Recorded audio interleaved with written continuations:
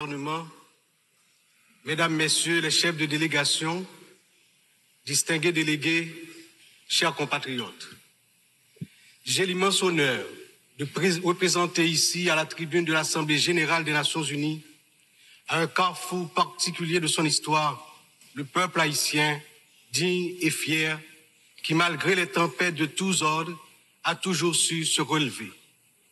Première république noire du monde, Haïti porte dans ses entrailles la fierté d'une lutte héroïque pour la liberté et la dignité humaine.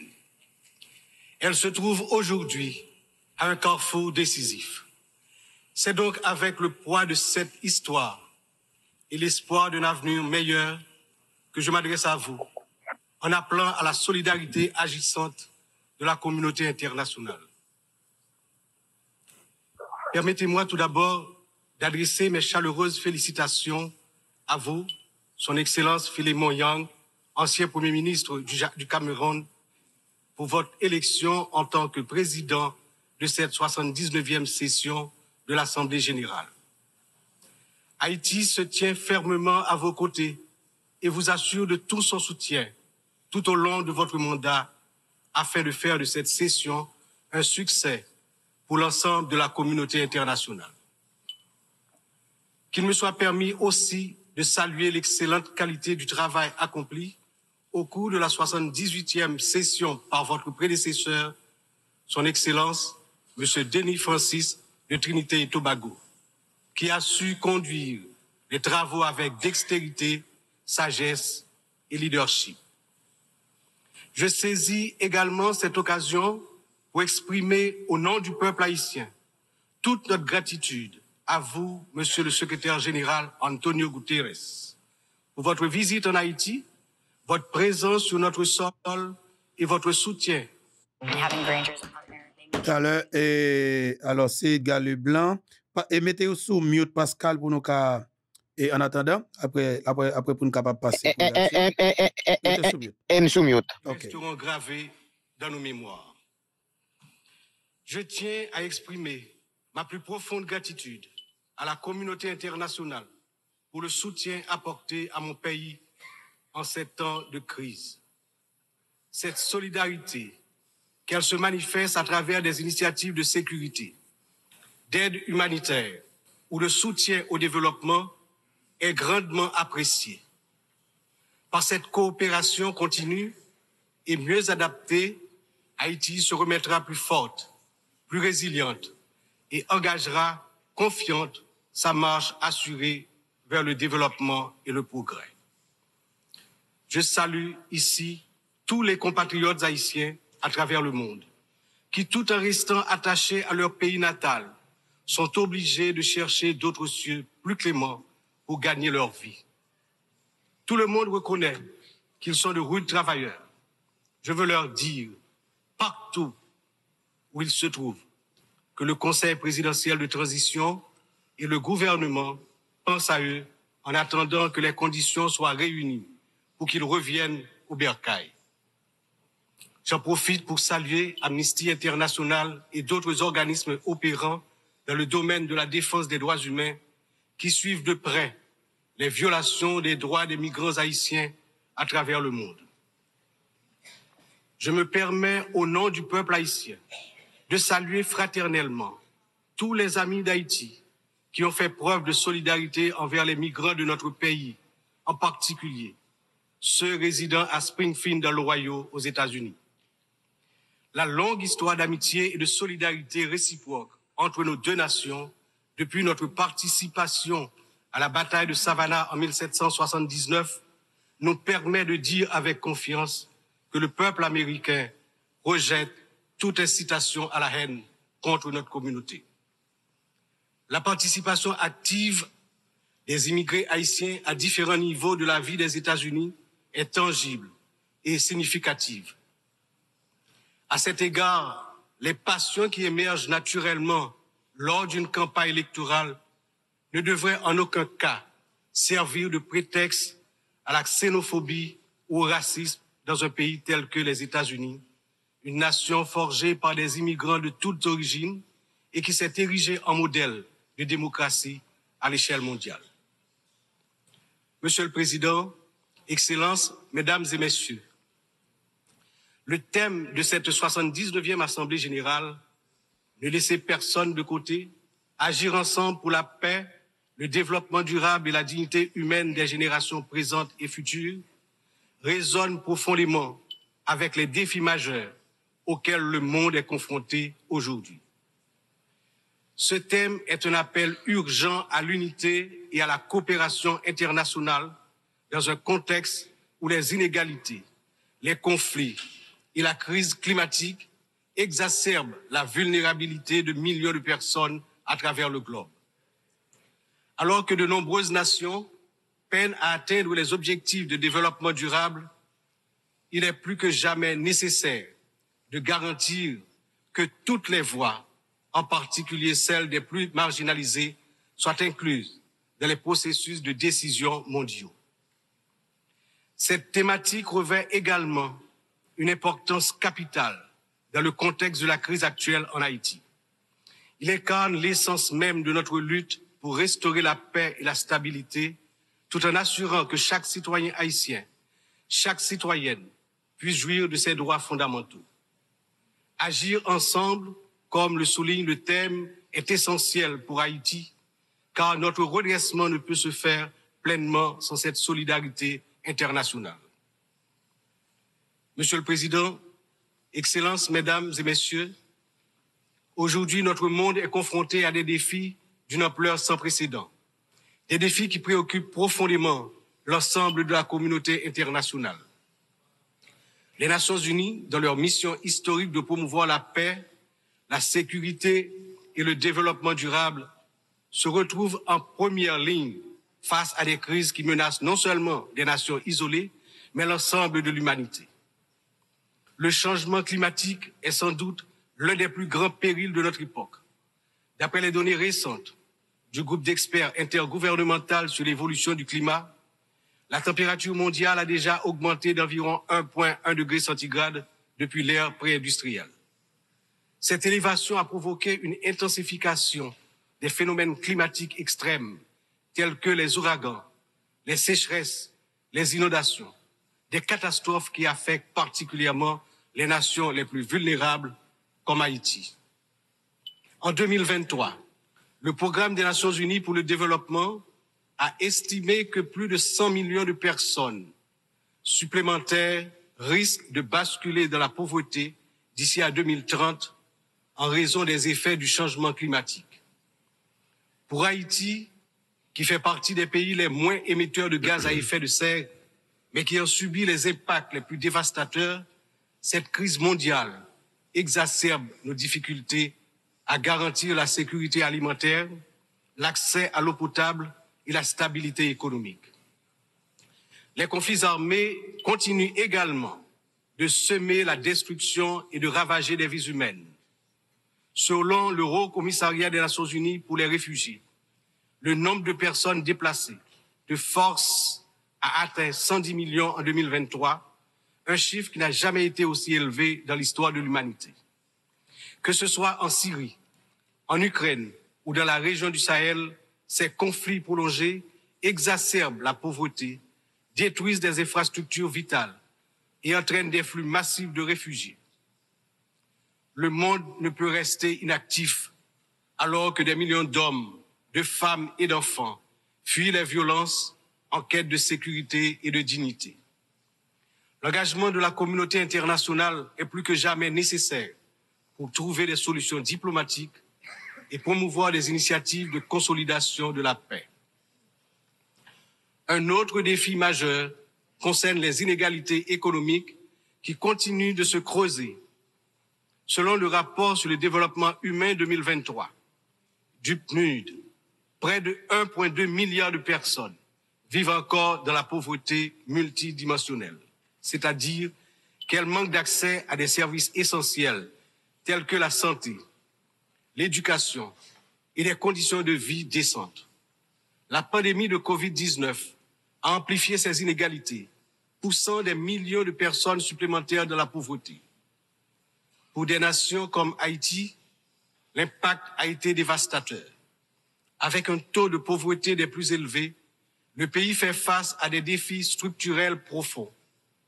Mais ces inégalités ne sont pas seulement un problème haïtien, elles sont un problème mondial qui requiert des réformes économiques globales.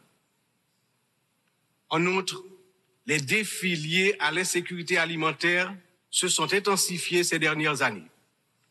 Selon l'Organisation des Nations Unies pour l'alimentation et l'agriculture, plus de 735 millions de personnes dans le monde ont souffert de la faim en 2022, une augmentation alarmante qui reflète les perturbations causées par les conflits, les crises économiques et le changement climatique. Haïti, malheureusement, ne fait pas exception. Le Programme alimentaire mondial a récemment souligné que près de la moitié de la population haïtienne est en situation d'insécurité alimentaire aiguë. Cette situation n'est pas seulement une urgence humanitaire, mais une menace pour la stabilité de notre nation. Nous devons travailler ensemble pour renforcer les systèmes agricoles, garantir un accès équitable aux ressources alimentaires et lutter contre la faim de manière concertée et durable. Enfin, les progrès technologiques apportent de nouvelles opportunités, mais également de nouvelles menaces. L'accélération du développement de l'intelligence artificielle, la prolifération des cyberattaques, la désinformation mettent en danger la stabilité des démocraties à travers le monde. Le rapport de l'Union internationale des télécommunications montre que la fracture numérique reste un défi majeur avec près de 2,7 milliards de personnes n'ayant toujours pas accès à Internet en 2023. Haïti étant l'un des pays les moins connectés, doit impérativement bénéficier de soutien pour combler cette fracture numérique et participer pleinement à l'économie mondiale du XXIe siècle. Cette année, Haïti réaffirme son engagement en faveur de la préservation de notre patrimoine commun, les océans. C'est pourquoi j'annonce aujourd'hui avec fierté que Haïti signera l'accord sur la biodiversité marine au-delà des juridictions nationales, adopté le 19 juin 2023 et ouvert à la signature depuis le 20 septembre 2023. Cet accord est un outil crucial pour garantir la protection de la biodiversité marine, promouvoir une exploitation durable des ressources marines et renforcer la résilience des États insulaires comme le nôtre face aux défis du changement climatique. Haïti est déterminé à collaborer avec la communauté internationale pour s'assurer que cet accord profite à toute l'humanité, tout en contribuant à la protection des écosystèmes marins dont nous dépendons tous. Ces défis mondiaux ne peuvent être relevés que par un engagement renouvelé en faveur du multilatéralisme, de la solidarité et de l'action collective. Haïti, malgré ses difficultés, se tient prête à collaborer avec la communauté internationale pour surmonter ces crises et bâtir un avenir où la paix, la justice et la dignité humaine triomphent. Mais nous ne pouvons y arriver seuls. C'est ensemble que nous devons agir pour garantir que personne ne soit laissé de côté. Excellences, Mesdames, Messieurs, en proclamant l'indépendance d'Haïti le 1er janvier 1804, le général Jean-Jacques Dessalines, père fondateur de notre patrie, a donné aux droits de l'homme leur caractère universel. En d'autres termes, avec le triomphe de la révolution haïtienne de 1804, ayant lancé le processus de démantèlement de l'ordre colonial et esclavagiste, les droits de l'homme ont cessé d'être uniquement les droits de l'homme blanc pour devenir les droits de tous les hommes, de toutes les femmes, c'est-à-dire les droits de l'humanité tout entière. À ce titre, en tant que représentant de la République d'Haïti, porte-parole officielle du peuple haïtien, je me vois dans l'obligation d'attirer l'attention des dirigeants des grandes puissances sur le danger de guerre nucléaire menaçant l'existence des peuples sur tous les continents.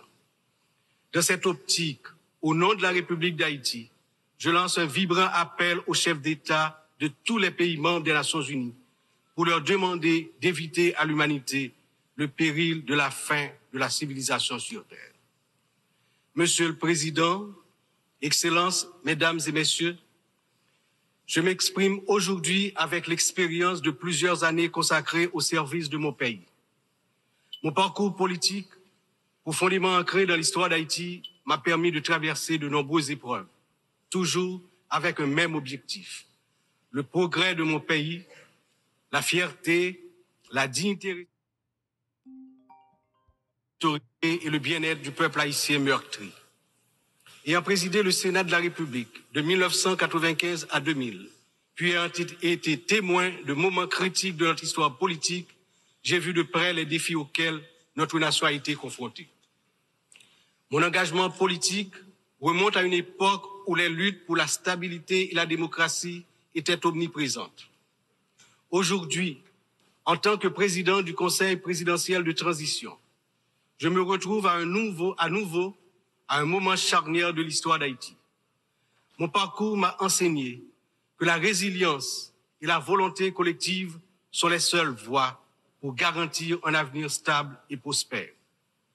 C'est avec cette vision, ce dévouement et la force que confère cette riche expérience politique que je m'engage à conduire la transition, déterminé à mener Haïti vers la paix, la sécurité et la démocratie participative, par la tenue de la conférence nationale, le renouvellement du personnel politique à travers des élections libres, crédibles, transparentes.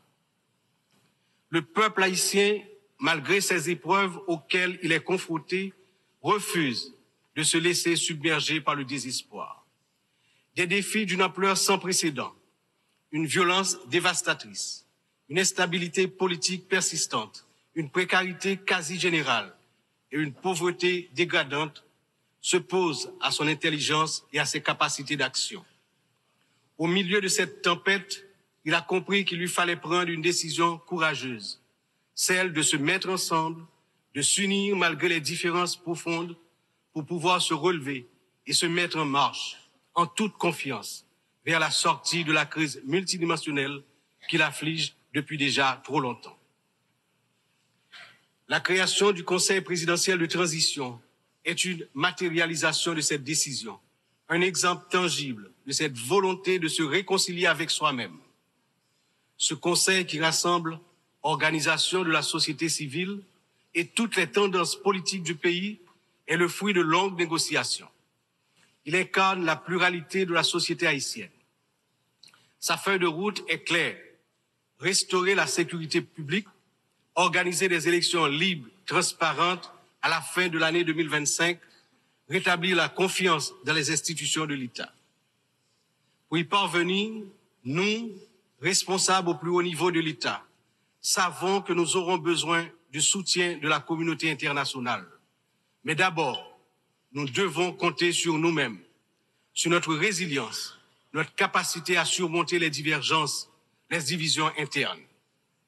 Il est important de souligner que la résolution des problèmes d'Haïti repose avant tout sur les épaules du peuple haïtien. Il est de notre devoir, en tant que nation souveraine, de prendre en main notre destin, de surmonter les divisions et de construire ensemble un avenir de paix et de prospérité. Cependant, cette responsabilité n'incombe pas seulement à nous. La communauté internationale, les Nations unies, les puissances étrangères qui ont souvent joué un rôle décisif dans l'histoire d'Haïti ont également une part essentielle dans ce processus de restauration de la paix, de redressement économique, de renouvellement institutionnel et d'établissement d'un État de droit. En ce sens, l'échec d'Haïti à se relever n'est pas seulement celui d'une nation. Il traduit un échec collectif, une incapacité mondiale à respecter pleinement les principes de solidarité, de justice et de coopération internationale. C'est ensemble, avec une responsabilité partagée et un engagement renouvelé, que nous pourrons transformer cette crise en opportunité et tracer une voie durable vers la paix. Aujourd'hui, Haïti fait face à une crise sécuritaire d'une gravité sans précédent. La montée en puissance des gangs armés, la violence généralisée, l'instabilité politique ont plongé la nation dans un état de vulnérabilité extrême. Les citoyens vivent dans la peur, incapables de circuler librement partout sur le territoire. Alors voilà.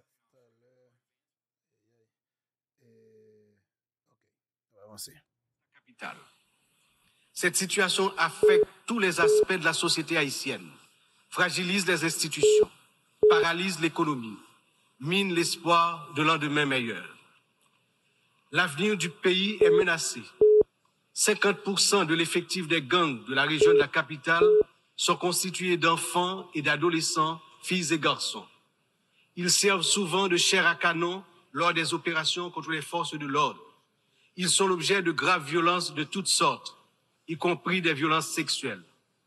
Ces abus et violences exercés contre des enfants et des adolescents doivent être considérés comme un crime contre l'humanité, compte tenu de leurs conséquences sur les générations à venir.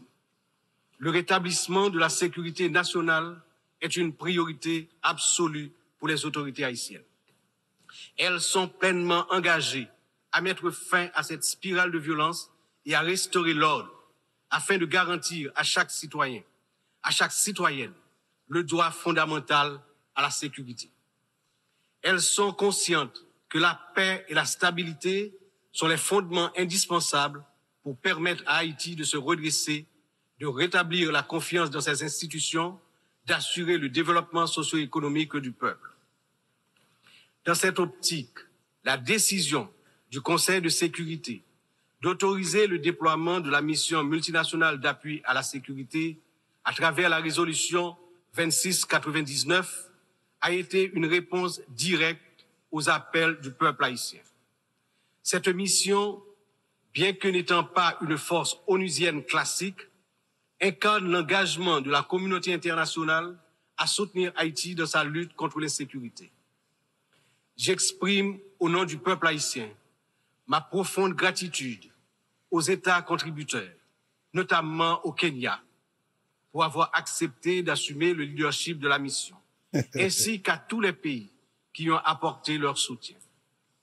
Les forces de sécurité nationale, avec l'appui de la mission, ont déjà montré des résultats tangibles sur le terrain, permettant à la population de retrouver progressivement une certaine normalité. Beaucoup, néanmoins, reste encore à faire. Haïti a accueilli plusieurs missions des Nations Unies au cours des 3 dernières décennies, notamment la MINUSTA. Si certaines de ces missions ont contribué à stabiliser temporairement le pays, elles ont également laissé un héritage lourd de conséquences. Des allégations de violations graves des droits humains, y compris des abus sexuels, ont ébranlé la confiance du peuple haïtien. L'absence de poursuites et de réparation pour les victimes a renforcé un sentiment d'impunité, minant ainsi les efforts de reconstruction. Il n'est cependant jamais trop tard pour bien agir et pour tirer des leçons du passé. En repensant l'approche, nous avons l'opportunité de redorer le blason des missions internationales en Haïti et de construire un avenir meilleur pour le peuple haïtien. C'est dans cet esprit que nous souhaitons voir amorcer une réflexion sur la transformation de la mission de soutien à la sécurité en une mission d'opération de maintien de la paix sous mandat de l'Organisation des Nations Unies. Cette transformation permettrait non seulement de sécuriser un financement plus stable et d'élargir les capacités de la mission, mais également de renforcer l'engagement des États membres en faveur de la sécurité en Haïti. Je suis convaincu que ce changement de statut, tout en s'assurant que les erreurs du passé ne se répètent pas, garantira le plein succès de la mission en Haïti. Excellences, Mesdames et Messieurs, je me tiens aujourd'hui devant cette Assemblée en tant que voix de la République d'Haïti, pays dont l'histoire est inextricablement liée aux idéaux de liberté et de justice que nous célébrons tous ici. Mais Haïti, la première nation noire indépendante du monde, est aussi la grande victime d'une injustice historique qui a non seulement retardé son développement, a aussi marqué son peuple d'un fardeau dont les répercussions se font encore sentir. En 1825, à peine 21 ans après avoir gagné sa liberté au prix d'une lutte héroïque, Haïti a été contrainte de payer une dette colossale à la France, pays colonisateur, en échange de la reconnaissance de son indépendance. Cette rançon imposée sous la menace a siphonné les ressources de la jeune nation, la plongeant dans un cycle infernal d'appauvrissement dont elle peine toujours à sortir. Cette dette a été une forme de punition pour sa hardiesse à se libérer des chaînes de l'esclavage et hisser l'être haïtien à la dignité de l'homme. Elle a été une pénalité injuste qui a asphyxié le potentiel économique et social du peuple noir d'Haïti pendant des générations. Dans le contexte d'aujourd'hui, où plus que jamais, l'attention est portée sur les efforts pour restaurer sans délai la sécurité et répondre aux immenses besoins humanitaires en Haïti, il me paraît important d'attirer l'attention de l'Assemblée sur les séquelles du passé colonial et des rançons payées à certaines puissances qui ont largement hypothéqué le développement d'Haïti. Il n'est pas sans intérêt de rappeler qu'Haïti a été le seul pays à avoir payé pour son indépendance, obtenue pourtant dans le feu et dans le sang. À la veille du bicentenaire de cet événement inédit dans l'histoire du monde, n'est-il pas venu le moment de la restitution des montants consentis? À cet égard, mon pays s'est félicité des propositions formulées par un certain nombre de gouvernements et également certaines agences des Nations Unies pour des actions concrètes en vue de la reconnaissance, la réparation et la restitution des torts du passé.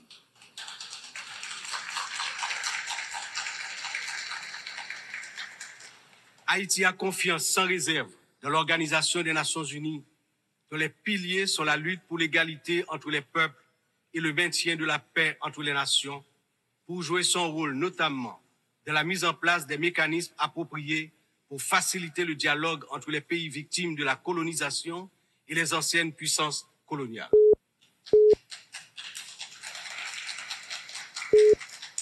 Ici, à cette 79e session de l'Assemblée générale, Haïti est par mon entreprise, non pas simplement pour revendiquer une réparation, mais pour poser une question de principe, celle de la justice immanente. Ma démarche est résolument engagée, structurée et bien documentée. Le Comité national de restitution et réparation, en collaboration avec la Commission des réparations de la CARICOM, a déjà entrepris des travaux exhaustifs sur ce sujet.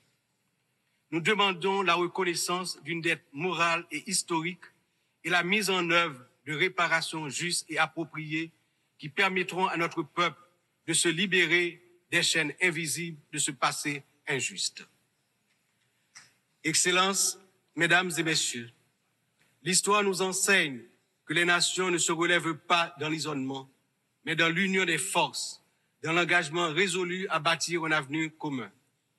Haïti, cette terre qui a offert au monde un symbole de liberté inébranlable et qui a aidé plusieurs nations à se libérer du joug du colonialisme barbare, ne cherche pas la charité, mais la justice,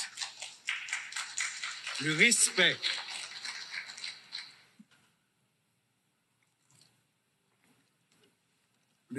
de sa dignité et de son droit à une existence digne et prospère. Les défis auxquels nous sommes confrontés aujourd'hui sont certes immenses, mais ils ne sont pas insurmontables.